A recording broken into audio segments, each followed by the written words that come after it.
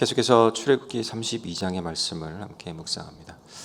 출애굽기 32장부터 34장 말씀 속에서는 그 성막 지침과 또 성막을 실제로 건축하는 기사들 사이의 괄호처럼 오늘 이스라엘이 배교하는 장면이 기록되어 있는 것을 볼 수가 있습니다. 시내산 위에서 하나님께서 모세에게 성막을 짓는 규례와 또 법도에 대해서 설명하시는 동안에 산 아래에서는 아론과 이스라엘 백성들이 하나님 앞에 하지 말아야 할 죄악을 저지르고 있는 것을 볼 수가 있습니다. 오늘 본문을 통하여서 우리에게 주시는 죄와 벌 그리고 중보 기도에 담겨 있는 의미가 무엇인지 우리가 함께 살펴보고 그것을 가지고 오늘 하루 삶을 살기를 소망합니다. 첫 번째, 죄악이 무엇일까? 조급함이 죄악인 것을 볼 수가 있습니다. 이스라엘 백성들에게 이 순간만큼 역사적으로 위대한 순간이 없었을 것입니다. 하나님께서 이스라엘 백성들을 애굽 땅에서 건져내시고 또 홍해를 경험하게 하시고 광야 가운데서 어떻게 먹이고 입히고 또 살게 하셨는지, 그리고 하나님께서 자기 백성들을 예배하는 공동체로 세우기 위해서 그들에게 어떤 법을 주시고 어떻게 성막을 짓고 그 가운데서 하나님을 예배할 수 있도록 하셨는지, 그리고 어떠한 율법으로 그들이 사는 길을 하나님께서 보여주셨는지, 그런 것들을 보고 그들이 굉장히 놀라워하고 경외하는 마음으로 하나님께 우리가 율법을 지키겠습니다, 하나님께서 명령하신 성막을 그렇게 아름답게 거룩하게 지어드리겠습니다 라고 약속했지만, 그럼에도 불구하고 그들이 하나님 앞에서 오늘 보여주고 있는 것은 아주 비극적인 모습이었습니다. 1절 말씀 다시 한번 보겠습니다. 백성이 모세가 산에서 내려옴이 더딤을 보고 모여 백성이 아론에게 이르러 말하되, 일어나라, 우리를 위하여 우리를 인도할 신을 만들라. 이 모세 곧 우리를 애굽 땅에서 인도하여 낸 사람은 어찌 되었는지 알지 못함이라. 이 죄의 원인은 무엇이었을까요? 그것은 바로 조급함이었습니다. 이 엄청난 죄악은 조급함에서부터 시작되어진 것을 볼 수가 있습니다. 이스라엘 백성들이 지금 현재 가고 있는 곳이 어디였습니까? 우리가 기억하고 있는 바와 같이 가나안 땅을 향해서 가고 있었고, 이스라엘 백성들 역시도 그들이 가나안 땅을 향해서 가야 한다라고 한 사실들에 대해서 알고 있었습니다. 말씀 속에서 보면 모세가 산 위에 너무 오래 머물러 있었기 때문에 그들이 상상을 하는 거죠. 어떤 일이 지금 40일 사이에 일어났을까? 아마 그들의 상상 속에서는 산에 올라갔던 모세와 여호수아가 아마 죽었을지도 모른다. 40일 동안 소식이 없을 수가 없다라고 그렇게 상상하는 거예요. 혹은 모세가 이스라엘 백성들과 하나님을 버리고 아마 더 좋은 곳으로 도망갔을지도 모른다라고 그렇게 상상했을 수도 있습니다. 모세와 여호수아에게 어떤 일이 일어났는지 알지 못하니까 이스라엘 백성들이 아주 다양한 상상을 하는 거예요. 이게 상상을 하다 보면 그 다음 단계가 무엇이냐면 의심이 생기는 거예요. 의심이 생기면 그 다음 단계는 불안한 거죠. 초조한 겁니다. 그리고 결국 그것이 조급한 결정을 하게 됩니다. 조바심이 일어나서 조급한 결정을 하게 되는 거예요. 이 상황 속에서 우리가 이 문제를 어떻게 해결해야 될 것이냐라고 하는 것에 대해서 조급한 마음으로 결정한 것이 무엇이냐면, 우리 힘대로 한번 해보자. 우리가 우리 신을 만들어서 우리가 우리 신을 찾아서 그렇게 일들이 해결되어지도록 해보자라고 하는 그런 결과가 일어나는 거예요. 여러분, 혹시 고난 가운데 있습니까? 해결하지 못한 문제 가운데 있습니까? 그렇다면 상상하지 마십시오. 상상만 하다 보면 그 다음 단계는 의심하게 되고 불안하게 되고 그러다가 말씀이 아닌 자기중심적인 그런 조급한 선택을 하고 결정을 하게 될 위험이 있기 때문에 그렇습니다. 이스라엘 백성들은 조바심과 불안한 마음에 아론에게 찾아갑니다. 그리고 압력을 행사합니다. 군중이라고 하는 힘을 가지고 아론에게 찾아가서 지도자에게 찾아가지고 압력을 행사하는 거예요. 그때 아론이 보여준 모습은 안타깝게도 그들 앞에 침묵하는 거였어요. 말씀을 가지고 그들을 가르치고 또 그들이 바른 길로 돌이키도록 그렇게 하는 것보다는 침묵을 하는 거예요. 그리고 동조하여서 그 일들을 합니다. 그런데 하나님께서 이스라엘 그 모세와 여호수아가 이 시내산에 올라갈 때 이스라엘 백성들을 인도할 수 있도록 그렇게 지시한 리더 2명이 있었습니다. 아론과 함께 훌입니다. 출애굽기 24장 14절 말씀에 보면 장로들에게 이르되 너희는 여기서 우리가 너희에게로 돌아오기까지 기다리라. 아론과 훌이 너희와 함께 하리니 무릇 일이 있는 자는 그들에게로 나아갈지니라 하고, 아론과 훌을 지도자로 세워서 백성들이 이 아론과 훌의 결정에 따르도록 그렇게 하셨습니다. 그런데 훌에 대한 이야기가 나오지 않죠. 그러니까 유대 전승을 이렇게 연구한 그 학자들의 이야기를 들어보면 이 훌이라고 하는 인물은 이 백성들이, 군중들이 이 압력을 행사하는 그 순간에 하나님의 말씀에 대해서 얘기하고 가르치다가 그때 죽었다라고 하는 그런 전승을 얘기하기도 합니다. 전승일 뿐입니다. 확실하진 않습니다. 어찌되었든 그 뒤에 훌에 대한 이야기가 거의 나오지 않는 것을 보아서는 그 가능성이 있는 것 같습니다. 그렇습니다. 조급하면 스스로 문제를 해결하려고 합니다. 그리고 압력을 줍니다. 스스로 자기에게 압력을 행사하기도 합니다. 자기 안에서 하나님의 말씀을 늘 따르고 순종하려고 했던 그 자아에게 그러지 못하도록 압력을 행사합니다. 혹은 공동체 안에서 공동체가 스스로 공동체를 압력을 행사하여서 바른 길을 가지 못하도록 그렇게 만들 수 있습니다. 자기 안에서 하나님의 말씀이 말하게 하는 것을 침묵하게 만듭니다. 자기 안에서 성령님이 말씀하게 하시는 것을 침묵하게 만들어버립니다. 그렇기 때문에 우리 안에서는 이 조급함과 그것으로 오는 조급한 결정으로서의 자기 압력, 그런 것들이 나타나지 않도록 주의해야 할 줄로 믿습니다. 조급함은 엄청난 압력을 낳았고, 그 압력에 결국 나약한 지도력은 잘못된 선택을 하고 엄청난 죄악을 지르게 되는 것을 볼 수가 있습니다. 2절과 3절 말씀, 4절까지 다시 한번 보겠습니다. 아론이 그들에게 이르되 너희 아내와 자녀의 귀에서 금고리를 빼어 내게로 가져오라.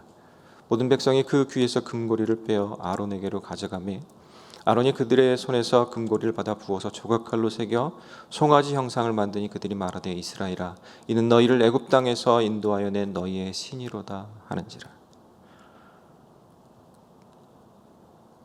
모든 금들을 가지고 오게 합니다. 그리고 그 금을 부어서 형상을 만들었는데 이 송아지의 형상을 만들었다고 합니다. 금송아지 형상을 만들어서 그것을 가지고 자기들을 구원한, 애굽 땅에서 해방한 신이다라고 그렇게 잘못 얘기하고 있는 것을 볼 수가 있습니다.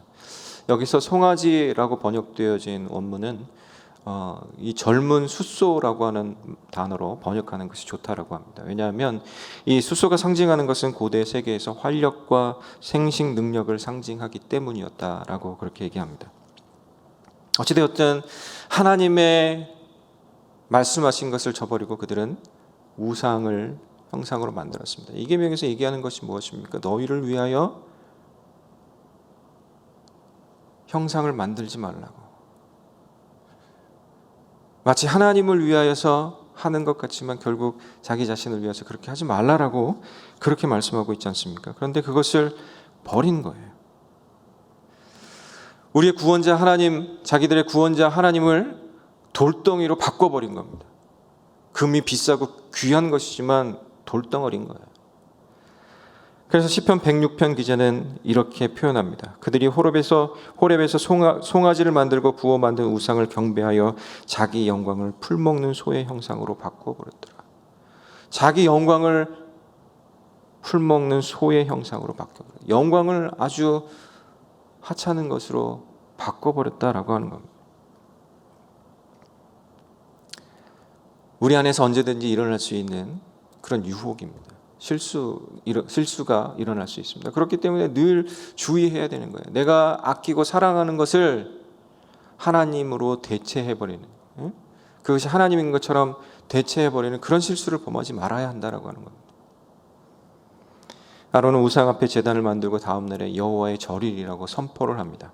5절 6절 말씀에 아론이 보고 그 앞에 제단을 쌓고 이에 아론이 공포하여 이르되 내일은 여호와의 절이리라 하니 이튿날에 그들이 일찍 일어나 번제를 드리며 화목제를 드리고 백성이 앉아서 먹고 마시며 일어나서 뛰놀더라. 이 축제가 여호와 하나님의 이름으로 개최되었다라고 하는 것이 참 안타깝습니다. 여호와께 제사를 드리기 위해서 제단을 쌓고 여호와의 절이라고 선포하면서 다시 하나님께 여호와께 이스라엘 백성들이 주목할 수 있도록 그렇게 아론이 계획하고 진행했던 것일까요? 그렇게 보이지 않지만 혹시 그런 마음으로 했다 하더라도 그것은 너무 늦은 선택입니다. 왜냐하면 이스라엘 백성들의 마음속에 이미 이 금송아지가 자리했기 때문에 눈에 보이는 것 금송아지를 보고 그 반짝거리는 그것을 보고 자기의 신이라고 이미 믿어버렸기 때문에 그것은 너무 늦어버린 거예요. 여호와께 집중되어지지 못하도록 그렇게 만들어버렸다라고 하는 겁니다. 이스라엘 백성들이 여호와께라고 하는 아론의 말 그것을 들었는지 상관없이 어찌되었든 제사를 드립니다. 희생 제사를 드립니다. 우리가 주목해야 하는 것은 이것이 거짓 희생 제사이고 또 거짓 숭배이고 거짓 예배라고 하는 겁니다.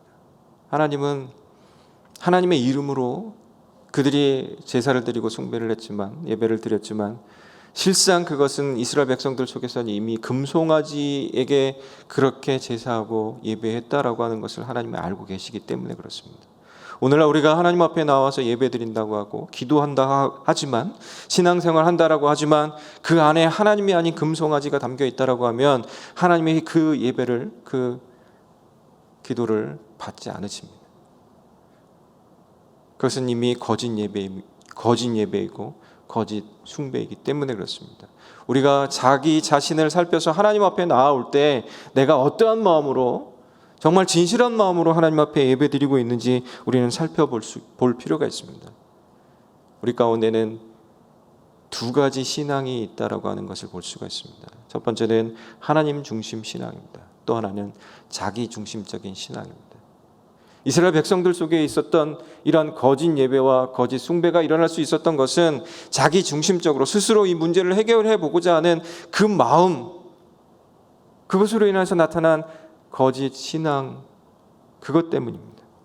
그렇죠. 오늘을 살아가는 우리들에게 있어서 이 금송아지를 만들어 놓고 그렇게 예배하는 그런 그리스도인은 없을 것입니다. 그러나 문제는 하나님 중심이 아닌 자기 중심적인 신앙을 가지고 하나님을 예배하는 자리로 나오는 그런 사람은 있을 수도 있다라고 하는 겁니다. 그렇기 때문에 오늘 하루 우리가 하나님 앞에 예배하며 살며 사랑하는 중에 늘 기억해야 될 것은 이것이 나의 자기 중심적인 선택이고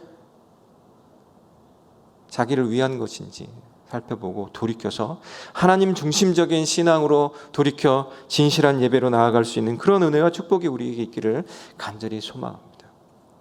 이스라엘 백성들은 죄를 선택하고 죄를 짓는 쪽으로 나아갔습니다. 그때 하나님께서 보여주신 반응은 벌입니다. 하나님의 진노입니다. 그 벌이 무엇일까요? 관계의 단절입니다. 7절 8절 말씀 보겠습니다. 여호와께서 모세에게 이르시되 너는 내려가라. 내가 애굽 땅에서 인도하여 낸 내 백성이 부패하였도다. 내가 그들에게 명령한 길을 속히 떠나 자기를 위하여 송아지를 부어 만들고 그것을 예배하며 그것에게 제물 드리며 말하기를 이스라엘아 너는 너희를 애굽 땅에서 인도해낸 너희의 신이라 하였도다. 하나님께서 이스라엘 백성들을 향하여서 내 백성이라고 얘기하지 않고 모세 네 백성이다. 9절에 가서는 이 백성이라고 3인칭으로 표현합니다. 더 이상 하나님과 상관없는 관계가 끊어진 상태가 되었다라고 그렇게 하나님께서 표현하십니다. 하나님께서 이스라엘 백성들과 관계를 끊어버리려고 하십니다. 그게 벌이에요. 왜 하나님께서 이렇게 무섭게 책망하시는 걸까요? 두 가지를 살펴볼 수 있는데 첫 번째는 그들이 하나님을 너무 빨리 떠났다라고 하는 겁니다. 약속의 말씀을 버렸다라고 하는 겁니다. 약속의 말씀을 버렸다라고 하는 것은 하나님 자신을 버렸다라고 하는 것과 같은 의미입니다. 두 번째는 이스라엘 백성들이 목이 곧은 백성이 되었기 때문에 그렇습니다. 9절 말씀에 보면 여호와께서 또 모세에게 이르시되 내가 이 백성을 보니 목이 뻣뻣한 백성이로다. 여기서 뻣뻣하다라고 하는 표현은 이 소나 말의 고삐를 당겨도 이 완강하게 거부하는 그런 상태를 얘기하는 거예요. 그래서 이게 목을 이렇게 뻣뻣하게 목을 이렇게 뻣뻣하게 뻗어서 있는 그런 상태입니다. 아무리 당겨도 고삐를 당겨도 주인이 이끄는 대로 가지 않는 그런 상태가 되어 있다라고 하는 겁니다.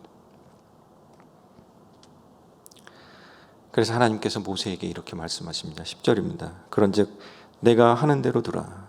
내가 그들에게 진노하여 그들을 진멸하고 너를 큰 나라가 되게 하리라. 하나님 백성에게, 하나님을 믿는 그리스도인에게서 가장 큰 죄악은 하나님의 신뢰를 배반하는 것입니다. 하나님의 약속을 배반하는 것입니다. 하나님의 말씀을 들은 자가 스스로 하나님을 저버리고 스스로를 위하기 위해서 우상을 만든다라고 하는 것은 굉장히 큰 진노를 격분케 하는 그런 일이 되는 겁니다. 하나님은 택한 백성에게 더 높은 수준을 요구하십니다.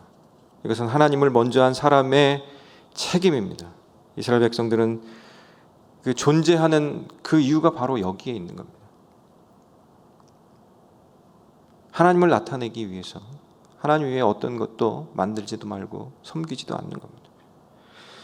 여기에 이스라엘의 존재 근거가 있는 것입니다. 그리고 오늘을 살아가는 우리들이 그리스도인으로 존재하는 목적과 이유인 겁니다. 하나님을 나타내는 삶, 하나님을 드러내는 삶. 이스라엘 백성과 하나님 사이에 이 충돌이 일어난 거예요. 모세가 보기에. 이스라엘 백성들은 비극적인 죄를 저질렀고 하나님은 그것에 대해서 이 관계 단절이라고 하는 벌을 내리시겠다라고 말씀하시는 거예요. 아주 무섭게 진노하시면서 모세에게 말씀하고 계신 거예요. 이때 중요한 것이 하나님과 이스라엘 백성들 사이에 중보자로 있는 모세의 역할이 굉장히 중요했습니다. 모세는 둘 사이에서, 하나님과 이스라엘 백성들 사이에서 중보자로서 자처하여서 하나님 앞에 나아갑니다. 그때 이 모세의 모습을 보면 이스라엘 백성들의 잘못에 대해서 핑계를 대는 것이 아니라 핑계는 전혀 다 버리고 오직 하나님의 은혜와 자비에 기대어서 둘 사이에서 중보하고 있는 것을 볼 수가 있습니다. 모세는 하나님의 약속의 말씀과 그리고 하나님의 성품의 근거에서 기도하고 있는 겁니다. 오늘 우리가 하나님 앞에 나아가서 기도하기를 원합니까? 그렇다고 하면 하나님의 약속의 말씀을 가지고 기도하는 것이 지혜로운 겁니다. 하나님의 성품에 기대어서 기도하는 것이 아주 좋은 기도에 해당됩니다. 모세가 중보했던 그 모습을 조금만 더 자세히 살펴보면 세 가지 정도로 요약할 수 있는데, 첫 번째는 이스라엘 백성들을 선택하신 하나님의 은혜를 말하면서 하나님께 기도하고 있습니다. 11절에 나옵니다. 모세가 그의 하나님 여호와께 구하여 이르되 여호와여 어찌하여 그 큰 권능과 강한 손으로 애굽 땅에서 인도하여 내신 주의 백성에게 진노하시나이까. 하나님은 지금은 이스라엘 백성들에게 진노를 통하여서 그 관계를 단절시키려고 하지만 애굽 땅에서 종노릇하고 있던, 노예로 살고 있었던 이스라엘 백성들을 구원해내신 분입니다. 거기에는 어떠한 근거도 없습니다. 그들을 구원해낼 만한 근거도 없었습니다. 오직 하나님의 은혜가 작동하여서 이스라엘 백성들을 불러내신 겁니다. 그렇기 때문에 하나님이 선한 의도로 은혜로서 그들을 불러내어서 이 가나안 땅으로 가게 하시는 것이 하나님의 목적이고 계획이고 그리고 진행 과정이었다면 지금 이것을 포기하시면 안 됩니다. 그 은혜를 지금 여기서 버리지 마십시오라고 그 은혜에 기대어서 하나님 앞에 기도하고 있는 겁니다. 모세는요, 하나님의 은혜가 얼마나 소중한지를 아는 유일한 사람이었습니다. 오늘날 우리에게 무엇이 중요하겠습니까? 하나님 앞에 나아갈 때마다 하나님이 동행하여 주시는 이 삶 가운데 살아가는 동안에 우리가 늘 기억해야 되는 것이 하나님의 은혜가 얼마나 우리에게 소중한 것인가, 그것을 기억하는 겁니다. 두 번째는 하나님의 영광을 기억하며 모세는 하나님 앞에서 중보하고 있습니다. 12절 말씀입니다. 어찌하여 애굽 사람이 이르기를 여호와가 자기의 백성을 산에서 죽이고 진면에서 진멸하는 악한 의도로 인도해냈다고 말하게 하려 하시나이까. 주의 맹렬한 노를 그치시고 뜻을 돌이키사 주의 백성에게 이 화를 내리지 마옵소서. 만약 하나님께서 이스라엘 백성들에게 진노를 내려서 여기서 다 끊어버리신다라고 하면 애굽 사람들이 뭐라고 얘기하겠습니까? 하나님이 자기 백성을 끌어다가 광야에서 다 죽이려고 저렇게 끌어냈다라고 하며 하나님을 비방하고 비난하고 하나님의 이름의 영광스러운 것을 저주스러운 것으로 바꿔버리지 않겠습니까? 라고 그렇게 얘기하고 있는 거예요. 우리는 그렇기 때문에 하나님의 은혜를 붙잡고 기도해야만 합니다.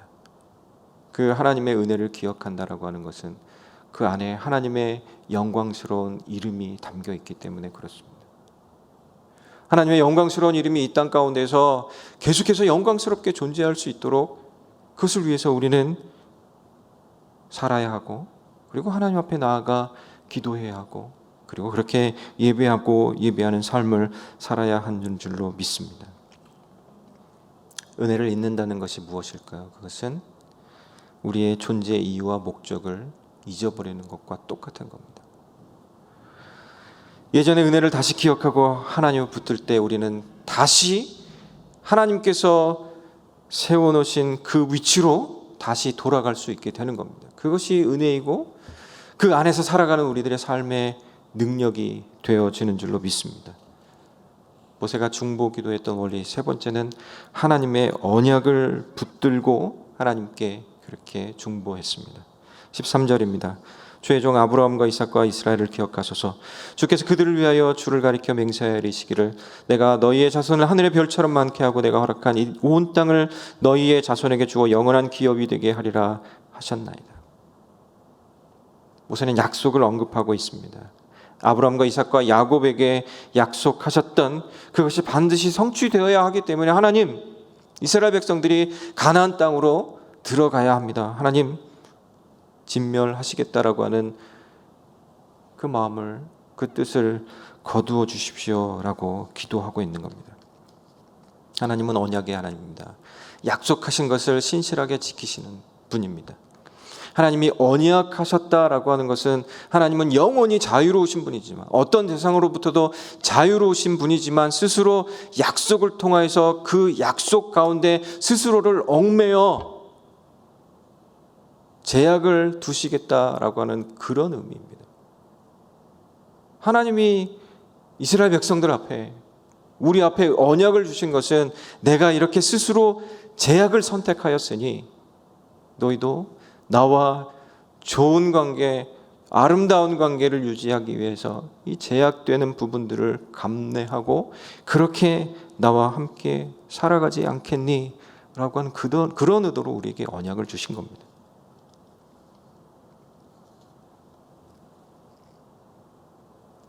모세의 기도는 하나님의 뜻에 딱 맞는 기도였습니다. 하나님 보시기에 하나님의 마음을 정말 정확하게 알고 있는 이스라엘 백성 중에 유일한 사람이었던 겁니다.